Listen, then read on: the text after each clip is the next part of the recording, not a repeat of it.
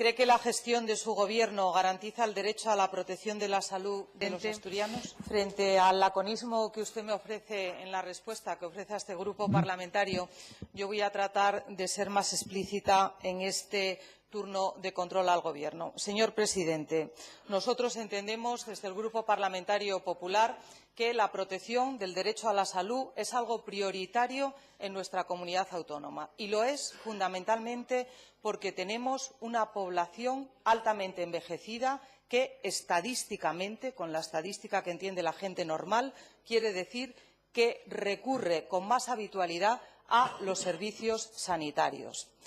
Pero yo voy a tratar de sintetizarle lo que, desde nuestro punto de vista, son ahora mismo los problemas que adolecen a la sanidad pública asturiana.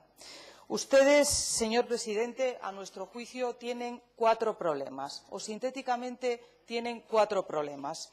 En primer término, tienen un problema de relación con los profesionales sanitarios, con los profesionales del ámbito médico, con los profesionales de la enfermería, en general con los profesionales sanitarios. Desde nuestro punto de vista, es un pilar fundamental en el que debe reposar la garantía de la gestión de la sanidad pública asturiana.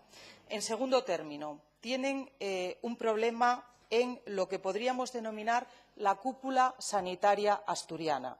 Tienen un guirigay en esa consejería de ceses y nombramientos que no viene bien a una gestión ordinaria y serena que requiere la sanidad pública en nuestra región. En tercer lugar, tienen ustedes, por tanto, un problema de gestión.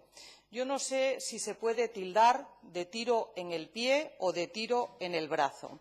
En Asturias, como resulta en todas las comunidades autónomas, hay listas de espera. Pero lo que se pretende es que las listas de espera se gestionen de forma adecuada y no a golpe de ocurrencia o de maquillaje. Y las listas de espera asturianas, señor presidente, tuvieron un problema añadido por una huelga sanitaria que duró 3 meses. Una huelga sanitaria que nosotros en su día acusamos al señor consejero y a su Gobierno porque nos parecía que era el termómetro, y nunca mejor dicho, de la falta de diálogo y de entendimiento con los profesionales de la sanidad pública asturiana, que son grandísimos profesionales, muy buenos en general y muy eficaces en particular.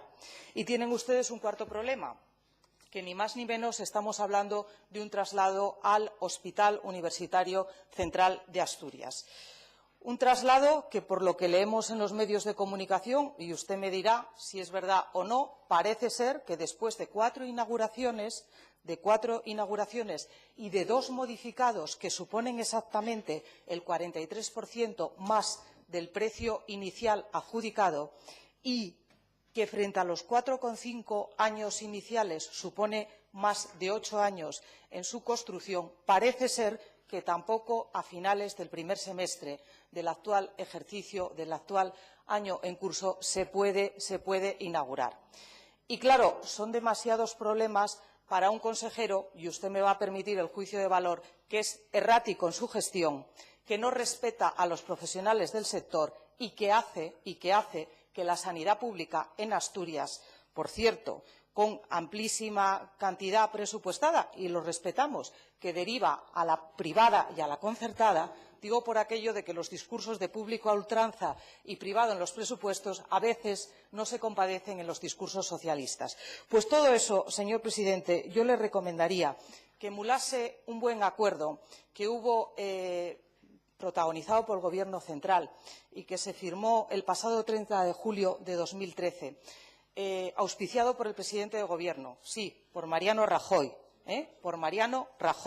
presidente de Gobierno, que logró aglutinar a 500.000 profesionales de la sanidad y que básicamente ese acuerdo firmado quiso decir y persiguió el objetivo siguiente: una nueva política de recursos humanos y unas nuevas estrategias para gestionar la gestión clínica de la sanidad pública en España. Esa es la receta que desde los bancos populares le ofrecemos para que la ponga en práctica. Y si tiene que ser con otro consejero, hágalo, señor presidente.